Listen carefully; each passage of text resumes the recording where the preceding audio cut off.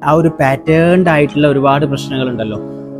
കഴിഞ്ഞ മാസം സംഭവിച്ചു, ഈ മാസം സംഭവിച്ചു, അതിന് മുന്നത്തെ മാസം സംഭവിച്ചു എന്ന് പറയുന്ന നമ്മളെ മൈൻഡിന്റെ ഒരു പ്രത്യേകത എന്താണെന്ന് വെച്ചാൽ കാര്യങ്ങൾ ജനറലൈസ് ചെയ്യും. മുന്നത്തെ എക്സ്പീരിയൻസുമായിട്ട് ഇനി ഞാൻ ചെയ്യാൻ പോകുന്ന കാര്യങ്ങൾക്ക് കണക്ഷൻ ഉണ്ടോ എന്ന് നോക്കും.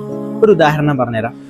ത പ്ലസ് റ തറ, അതുപോലെ പ പ്ലസ് റ പറ, അതുപോലെ ക പ്ലസ് റ കറ. ഇതെല്ലാം നമ്മളെ മൈൻഡിന് ഒരു എക്സ്പീരിയൻസ് ആയിട്ട് കൊടുത്തിട്ട് അവസാനം നമ്മൾ മ പ്ലസ് റ എന്നുള്ളത് പറഞ്ഞാൽ മതി, നമ്മളെ മൈൻഡ് എന്ത് ചെയ്യും, മറ എന്ന് വായിക്കും. ഇതുപോലെ ഇതുവരെ ലൈഫിൽ നെഗറ്റീവ് ആയിട്ടുള്ള ഒരുപാട് എക്സ്പീരിയൻസിലൂടെ പോയിട്ടുള്ള ഒരാൾ പുതിയൊരു സംഗതി ചെയ്യുകയാണെങ്കിലും, പുതിയ കുറച്ച് ആളുകളെ മീറ്റ് ചെയ്യുകയാണെങ്കിലും, പുതിയൊരു ബിസിനസ് തുടങ്ങുകയാണെങ്കിലും, പുതിയൊരു ബന്ധത്തിലേക്ക് പോവുകയാണെങ്കിലും ഒക്കെ ആ പഴയ കാലത്തെ എക്സ്പീരിയൻസ് തന്നെ റിപ്പീറ്റഡ്ലി വരുന്നത് നമുക്ക് കാണാൻ വേണ്ടിയിട്ട് പറ്റും. ഇവിടെ നമ്മൾ ചെയ്യേണ്ടത് ഒന്ന് മൈൻഡ് റീപ്രോഗ്രാമിംഗ് ആണ്. അതിനെ പറ്റിയിട്ട് നിങ്ങൾക്ക് പഠിക്കാം.